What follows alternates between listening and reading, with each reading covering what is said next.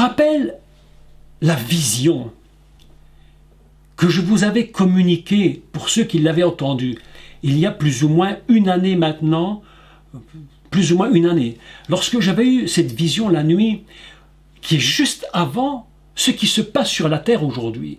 Et je vous avais mis au courant de cela. J'avais vu l'océan. Et de cet océan, subitement, était sorti un arbre, des petits arbres. Et subitement, un immense arbre est sorti de la mer. Il s'est mis à grandir en sortant de l'océan, mais à une vitesse absolument inimaginable. Il a grandi, grandi, grandi, et ses branches couvraient complètement toutes les villes. Il était splendide à voir, admirable, il était entouré de lierres, et en même temps très menaçant. Et tout à coup, je vois que cet arbre couvre les villes du monde. Et ce qui était très très surprenant dans cette vision, c'est que lorsque j'ai vu cet arbre couvrir une ville, je voyais Paris. Quelque chose dans ma tête me disait Paris, Paris sera couvert par cette branche et cet arbre va le couvrir. Et tout à coup dans la vision, qu'est-ce que je vois? Je vois sous l'arbre une ville complètement transparente. Toutes les maisons, les buildings, tout ce qui était là où les gens pouvaient habiter était complètement de verre transparent. On pouvait voir tout ce qui se passait dans chacune des maisons. Tout était connu. L'arbre qui les couvrait était capable de pouvoir voir dans toutes les maisons. Il n'y avait plus rien qui pouvait être caché aux yeux de l'arbre. Cet arbre était d'une grandeur stupéfiante, monté jusque presque au ciel, ses branches étaient immenses et il était entouré de lierres. Je me suis dit, mais pourquoi du lierre cet arbre autour de tronc? Mes amis, parce que le lierre cache le tronc. Le lierre cache le tronc. Et le lierre, il faut quand même que l'on sache que c'est une plante parasite. Et lorsqu'un arbre est entouré de lierre, l'arbre meurt. Parce que le lierre prend sa force dans l'arbre. C'est un feuillage qui est complètement parasite, qui parasite complètement cet arbre. Donc, voilà qu'il était en train d'être caché et en même temps, il possédait en lui quelque chose de très très très pervers. Et j'avais à la main un enfant pendant la vision et il avait très peur. Et je lui ai dit, ne crains pas, ne crains pas, ne crains pas. La ville était transparente. Mes amis, écoutez-moi.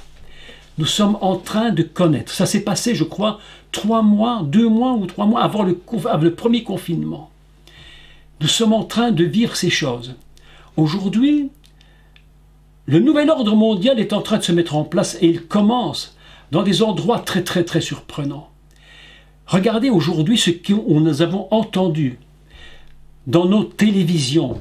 Belgique, Canada, la Suisse, la France, le monde entier est en train de faire ce qu'on appelle donc du pistage de citoyens.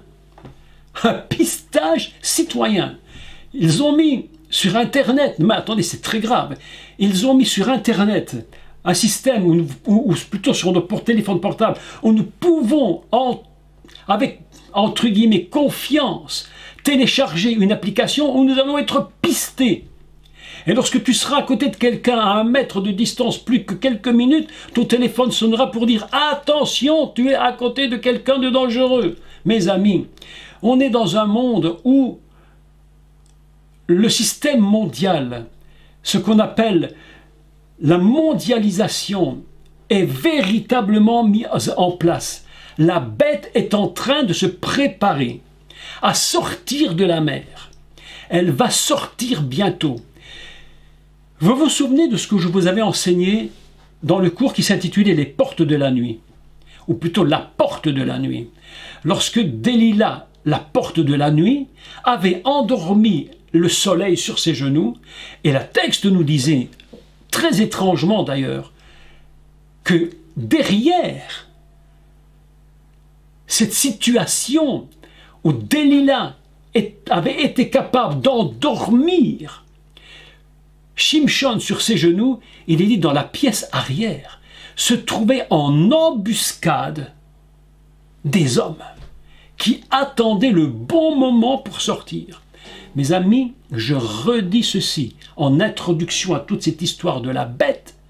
Nous sommes en train de voir se mettre en place un système où plus rien ne sera caché de nos vies. Nous n'aurons plus l'opportunité de faire quoi que ce soit qui ne soit connu. J'entendais tout à l'heure à la télévision un monsieur en train de dire sur la télévision française, dans vos maisons, on va vous dire comment vous devez vivre, comment vous devez vous comporter. Attendez, je vous annonce un truc de fou, mais une histoire de fou. Mais une histoire de fou. En Belgique, nous avons un porte-parole du gouvernement, à nouveau, parce que l'autre a quitté. Il en avait au-dessus de la tête, je crois. Et ce nouveau monsieur, professeur, a dit, à un moment donné, voilà, quand vous serez chez vous, eh bien, voilà ce que vous devez faire. Vous ne pouvez pas être plus qu'autant autour de la table, vous devez faire ceci, faire cela, enfin, même chez vous, quand vous êtes assis à table, vous tirez le masque, quand vous vous levez, vous le mettez, quand vous vous rasseyez, vous le retirez, quand vous allez à la toilette, vous le retirez. Mes amis, le journaliste l'interview, elle lui demande. Mais est-ce que vous vous rendez compte? Est-ce que vous croyez que les gens vont vraiment agir comme vous le dites? Et ce monsieur de répondre ceci. Non, dit-il, mais c'était de l'humour. Attendez, c'était quoi? Lui dit le journaliste. Vous avez fait de l'humour? Vous croyez qu'on joue avec ce genre de choses? Mais, mes amis, on est arrivé à un niveau de folie tel que nos maisons, nos intérieurs de maison ne seront même plus cachés. Tout sera connu de ce que nous ferons. Nous pourrons, si vous priez, ils le sauront. Si vous faites une étude biblique, ils le sauront. Nous arrivons à un temps où nous allons devoir rendre compte sur tous nos actes. Le gouvernement mondial est en train de se mettre en place. Et dans l'ombre, et c'est de là que vient le secret de ce texte d'Apocalypse, dans l'ombre se cache un personnage. Un personnage qui, lui, nous dit la Bible, est de 666 et il va prendre une domination inimaginable. Un homme qui est à la fois complètement humain, parce qu'il est adamique, et il est complètement animal. Et l'animalité est quelque chose de terrible pour lui. L'animalité, la Bible, il dit ceci. Parlons des cornes. Écoutez bien les mots parce que c'est très intéressant. Il porte 10, alors lisons-le, une bête qui avait 10 cornes. Commençons par les 10 cornes. 10 cornes. Il faut savoir que Keren, le mot corne, je vais vous donner tous les sens du mot Keren, pour que vous compreniez bien quel est ce personnage qui sort de la mer. Subitement, on ne s'y attendait pas, tout est mis en place, le monde est complètement soumis, on a habitué le monde à se soumettre. Vous avez remarqué comment on habitue le monde à se soumettre? C'est pas par hasard. Vous vous rendez compte qu'aujourd'hui, aux informations françaises, ils ont dit ceci.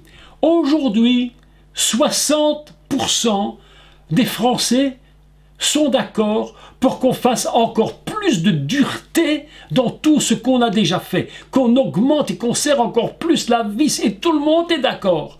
60% sont d'accord, mes amis. En Belgique, il paraît que c'est 60 à 70% qui sont d'accord. Que l'on serre, qu'on fasse des tours de vis de plus en plus. Mes amis, le monde est arrivé à un point de soumission. Et ceux qui ne seront pas soumis, les 10 ou 20% qui ne se soumettront pas, mes amis, auront de gros soucis. Donc nous arrivons à un monde de soumission. Mais écoutez ce qui est dit. Parce que maintenant, nous allons décoder les 10 cornes. Qu'est-ce que c'est les 10 cornes? Cornes, c'est Keren en hébreu. Et je vais vous donner les différentes traductions du mot Keren. Si vous voulez les écrire, si ça vous intéresse, je vais vous les donner dans l'ordre. Et vous allez voir quelle est cette bête, ce qu'elle représente d'apparence. Lorsqu'elle sort de la mer, elle a une apparence particulière.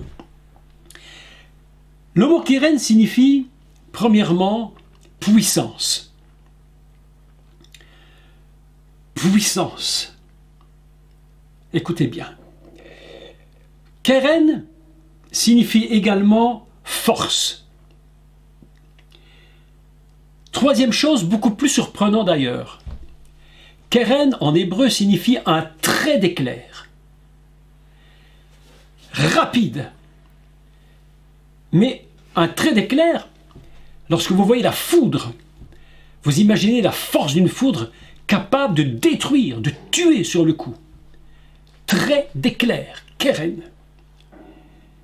Écoutez maintenant, très surprenant, Keren signifie également le sommet d'une montagne. Sommet d'une montagne. Et ça nous rappelle tout de suite pourquoi Satan avait emmené le Mashiach sur le sommet d'une montagne très élevée. Il voulait le mettre dans une position élevée, comme en lui disant « Regarde, moi ce que je suis. Regarde-moi ce que je suis. C'est pourquoi tu peux m'adorer. Je suis Keren, je suis le sommet d'une montagne. Je t'emmène là, même où moi je suis. Si tu m'adores, si tu te prosternes, je ne te demande pas grand-chose. Regardez ce qui se passe ici dans Apocalypse 13. La terre finira par adorer le diable. Ils vont adorer la bête parce qu'ils savent que c'est Satan qui est derrière. Et c'est ce que le diable avait voulu faire avec le Mashiach. Vous imaginez que l'humanité va être dans le même piège. Mais le problème, c'est que l'humanité, pour la plupart, vont tomber dans le piège, alors que le Mashiach avait vaincu le diable. Et c'est là, mes amis, que je vous dis, on doit comprendre la puissance, la force du Messie. Le monde est pris dans un piège inimaginable. Et le Messie se trouvait dans le même piège. Il en est sorti vainqueur. C'est pourquoi Keren signifie sommet d'une montagne. Écoutez la suite. Traduction suivante de Keren. Être rayonnant. Vous imaginez cela? Être rayonnant. Quand on voit la bête, elle va être comme un être qui rayonne, puissant, comme un trait d'éclair, surprenant, rapide. Traduction suivante, toujours du même mot Keren, briller. Briller. Rien que cette première traduction de Keren nous donne tous ces principes, tous ces images même de ce que représentera cette bête. Puissance, force, trait d'éclair, sommet d'une montagne, être rayonnant, briller, rayonner. Quel est le code? Le code des cornes, hormis tout ce qu'elles représentent, elles sont 10. Elles sont 10, mes amis, 10. Vous imaginez? Mais qu'est-ce que 10? Il faut que je vous dise quelque chose de très surprenant. Écoutez bien, parce que c'est très surprenant. La Torah, lorsque l'on prend le milieu de la Torah, je n'ai pas ici je n'ai pas pris, j'aurais dû le prendre, je l'ai oublié. Peut-être, mais je crois que je l'ai oublié, je ne sais pas si je l'ai pris. Non, je ne l'ai pas pris, mais je vous donnerai ça peut-être la prochaine fois, enfin qu'importe. Il faut que vous sachiez que la Torah a un nombre de lettres. Lorsque nous prenons la lettre du milieu de la Torah, quelle est cette lettre du milieu de la Torah? Eh bien, la lettre qui fait juste le centre de la Torah, c'est Yud, le 10. La lettre centrale, quand vous prenez toutes les lettres, vous coupez en deux, vous allez voir que c'est un chiffre impair, une valeur égale, et la lettre au centre, 10, Yud, valeur divine. Dieu nous dit le cœur de la Torah, c'est moi. Dieu dit le cœur de la Torah, c'est moi. Je suis 10, dit Dieu. Et voilà que la bête qui sort de la mer est en train de copier, mais alors voler les codes. Elle a 10 cornes, comme si elle disait, c'est moi 10, c'est moi Dieu. Je suis grand, je suis puissant, je me tiens sur le sommet de la montagne, je suis brillant, rayonnant, je suis comme un trait d'éclair, la puissance est en moi. Moi je suis la bête, moi je suis Dieu. 10 cornes. Oh, 7 têtes. Je me suis posé la question, comment on peut avoir 7 têtes et 10 cornes? Il fallait qu'il y ait, je ne sais pas comment elles étaient mises les cornes, mais en tout cas il y a 7 têtes et 10 cornes. 7 têtes, que représentent 7 têtes? Eh bien il faut comprendre un autre code. Pour comprendre ce que représentent 7 têtes, Il faut penser à ce que le diable est en train de produire. Il va de nouveau faire voler un code divin. Rappelez-vous l'Apocalypse toujours, lorsque les vieillards se trouvent devant le trône, et devant ce trône, il y a sept chandeliers qui sont les 7 esprits de Dieu. Mais tous, vous et moi, nous sommes tous totalement conscients que Dieu n'a pas 7 esprits. Dieu a un seul esprit, il est un esprit. Donc 7 signifie 1. En réalité, c'est simplement un code. Et voilà que nous apprenons maintenant que cette bête, elle a 7 têtes. En réalité, elle quoi cette tête? En réalité, elle en a une seule, mais qui est d'une grandeur inimaginable. Les 7 têtes qu'il voit, en réalité, c'est un code de création. Au moment où Dieu crée le monde en 7 jours, c'est comme si cet animal disait, cette création, c'est moi qui vais la contrôler. C'est moi la tête de toute cette création. Je suis glorieux et je suis en même temps créateur. Totalement de ce qui va se faire, du nouvel ordre mondial. D'ailleurs, le texte est extraordinaire. Le texte est fabuleux. Seder Olam Radash. Radash, c'est un mot très important dans la Torah, lorsque l'on parle de Brit Radasha, la nouvelle alliance. Écoutez bien le texte, chaque mot est pesé. Radash, nouveau. Seder Olam HaRadash, le nouvel ordre mondial. Une nouvelle alliance entre le diable et le monde. C'est là où on en est arrivé, mes amis. On en arrive où cette bête va faire une alliance avec le monde. Et cette alliance sera... Il ne peut pas la faire autrement que si nous pouvons revoir, que si les gens le voient admirable, puissant, grand, un trait d'éclair, mais ils ne savent pas ce qui se cache derrière au moment où ils le voient. C'est là la ruse. Quand nous voyons le Mashiach, Yeshua, nous savons qui il est, nous savons ce qu'il fait, nous reconnaissons le Père qui est en lui. Mais la bête, elle se déguise. C'est un homme, mais derrière l'homme, les gens ne voient pas qu'il y a une bête. Je vais vous expliquer la bête. Mais alors continuons. Sur ses cornes, il y a 10 diadèmes. Vous imaginez couronner des couronnes. Littéralement des couronnes, il est roi. La tête, les diadèmes sont couronnés à une valeur qui va être l'imitation totale de Dieu. Vous savez, le monde ne pourra jamais adorer un personnage qui serait un misérable. Le monde n'adorera que quelqu'un qui dépasse tout ce qu'un homme normal peut être. Aujourd'hui, les gens disent c'est elle qui est la bête, c'est elle qui est l'antichrist. Mes amis, je crois qu'on n'a même pas encore imaginé ce que sera cet animal. Cet homme qui va sortir de la mer, va sortir subitement. Il n'est pas encore sorti. Il est caché. Aujourd'hui, j'ai constaté que les gens, et beaucoup de chrétiens, ont peur. Le monde aujourd'hui est dans une terreur. Le monde a de plus en plus peur. La Torah, la Bible nous enseigne dans l'Apocalypse que les gens rendront la vie, ils rendront l'âme de terreur. Vous imaginez ce qui va se produire? Nous sommes au seuil de quelque chose d'absolument épouvantable. Je demande à tous les chrétiens, comprenez ce que je dis maintenant. Le monde, il est écrit qu'ils rendront l'âme de peur. La terreur va les saisir.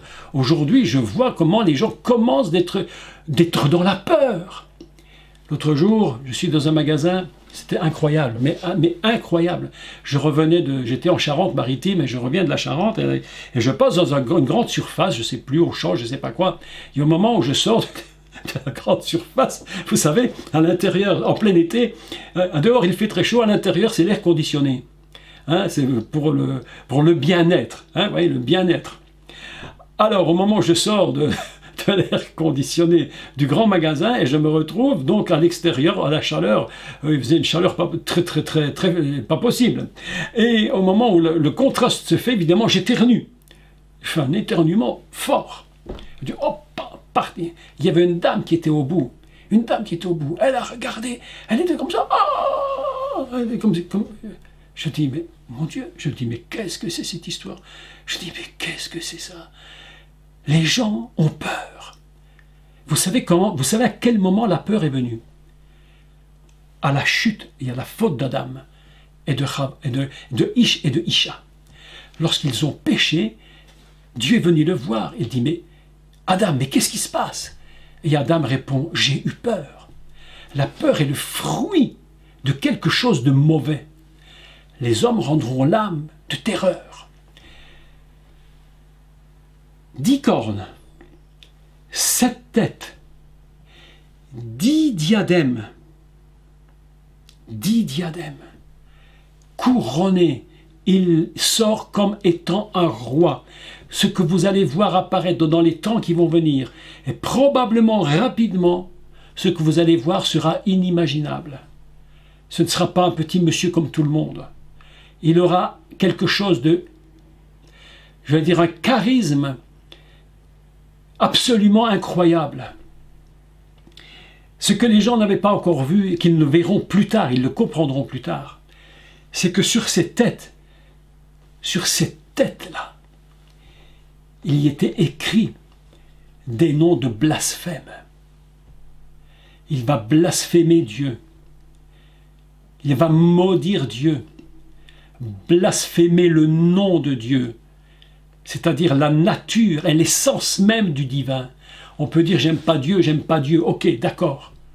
Mais quand tu blasphèmes et que tu maudis la nature même du nom, parce que le nom c'est la nature et l'essence divine fondamentale. Beaucoup de gens, je répète encore que beaucoup de gens croient que le nom c'est simplement comme un prénom. Mais le nom de l'Éternel, c'est l'essence divine. Lorsque cette bête va toucher l'essence divine, mes amis, on arrive à des niveaux mais absolument incroyables. Il ouvrira sa bouche pour prospérer des blasphèmes contre Dieu, pour blasphémer son nom. Vous imaginez? Écoutez, son tabernacle, c'est-à-dire la propre demeure où Dieu est, et ceux qui sont dans le ciel, c'est-à-dire tous ceux qui y seront. Alors les explications sont diverses, certains diront l'enlèvement de l'Église aura lieu avant, d'autres disent pendant, d'autres après, enfin qu'importe, ceux qui sont dans le ciel, il y en a beaucoup qui sont dans le ciel, c'est-à-dire tous ceux qui nous ont précédés, qui sont morts, qui sont partis près du Seigneur déjà maintenant, et puis il y a tous les anges aussi, toutes les puissances célestes de Dieu, tout ce qui est dans le ciel va être maudit. À l'intérieur de cette bête, il y a un poison qui se met dans le monde. Écoutons la suite. Donc je récapitule tout ça. Elle sort subitement de la mer, de la matrice eau. Subitement elle sort. Elle a 10 cornes, 7 têtes, 10 diadèmes, et sur les têtes des noms de blasphème. La bête que je vis était semblable à un léopard. Écoutez bien les animaux, parce qu'ils donnent des codes très intéressants sur ce que ce personnage va faire. 3 codes particuliers. Un léopard, ses pieds étaient comme les pattes d'un ours, et sa gueule comme une gueule de lion. Voilà un personnage très étrange, n'est-ce pas? Très étrange. Un animal totalement apocalyptique, si on peut dire. Pensons à ces 3 animaux. Le léopard représente quoi? D'abord la splendeur, bien sûr. C'est un animal magnifique, mais surtout la rapidité. La rapidité. Il vient et il passe une rapidité inimaginable. Tout va se faire extrêmement vite. La population n'aura même pas le temps de peser le quoi, comment, pourquoi, que si. Non, comme un léopard rapide. L'ours, les pattes d'un ours, une puissance qui tue et qui déchire. Puissance qui tue, qui déchire. Je ne sais pas si vous avez déjà vu les pattes d'un ours, mais je vous assure, il vaut mieux pas être pris, j'allais dire, dans ses pattes parce qu'on n'en sort certainement pas vivant. C'est impossible. Impossible. Puissance, force, se déplace. Il a les pattes de ses tours, c'est puissance. Une gueule comme une gueule de lion. Féroce, férocité. Il est féroce. Les gens ne verront que du feu. Mais quand ils l'auront adoré, mes amis, il sera trop tard. Il sera trop tard. La Bible nous dit, dans l'Apocalypse, qu'il vaincra les saints. Il y a beaucoup de personnes qui ont été appelées à avoir le nom inscrit dans le livre de vie. Beaucoup, même de croyants, vont se faire prendre au piège et seront vaincus. Je vous appelle à être très prudents. Nous ne sommes pas ici, aujourd'hui nous ne sommes pas là pour plaisanter avec ces choses. Ce ne sont pas des élucubrations. Le nouvel ordre mondial n'est pas une illusion, c'est un fait établi par les politiques internationales. C'est prévu depuis de longues dates, depuis peut-être même, est-ce que j'oserais dire des siècles, peut-être même probablement. Vous avez vu qu'ils ont toujours voulu diriger de plus en plus le monde, rebâtir l'Empire romain, et puis César l'a voulu, puis Hitler l'a voulu, Napoléon a voulu, ils ont tous échoué. Tous, ils ont échoué. Mais voilà que nous sommes arrivés à un moment aujourd'hui où cette bête va sortir et elle va avoir une puissance comme jamais personne n'en a eu sur cette terre. Il va avoir une aura, mais absolument inimaginable. Et puis, la Bible nous dit quelque chose de très surprenant concernant cette bête. Elle dit que le dragon, on appelle ça Tannin. Tannin, c'est le dragon. Le serpent, ce Tannin va lui donner à cette bête sa puissance. Écoutez bien, son trône, c'est-à-dire le lieu où il règne. Et vous savez pourquoi il fait ça? Parce que le diable ne veut pas être vu. Il veut tout faire en cachette. Je vais vous dire une vérité, que n'oubliez pas cette vérité. Dieu n'est jamais traître. Dieu ne nous frappe jamais dans le dos. Dieu vient toujours par ses prophètes quand il a quelque chose à te dire, il te le dit en face. Il dit ouvertement, voilà ce que tu es, voilà ce que j'ai à te dire, je te préviens. Si j'ai à te frapper, je ne dirai pas par derrière, je le ferai de face, je te préviens, Dieu n'est jamais traître. Par contre, la bête, elle est juste l'inverse. Elle fait paraître, mais elle cache. Et Satan se cache. C'est pourquoi il donne la puissance et même son trône. Écoutez-moi, il avait proposé le trône à Jésus. Il avait dit, si tu te prosternes, je te donne tout ça, c'est à toi, je te donne mon trône. Mais le Messie avait vu de loin ce qui allait se produire dans la fin des temps. Et il a vaincu. Et c'est pourquoi le diable essaie de détruire le Messie. Il l'a vaincu. Je te donne le trône. Et il lui donna également, nous dit l'Apocalypse, une grande autorité. Le diable se déguise complètement. Mais le comble n'est pas encore arrivé.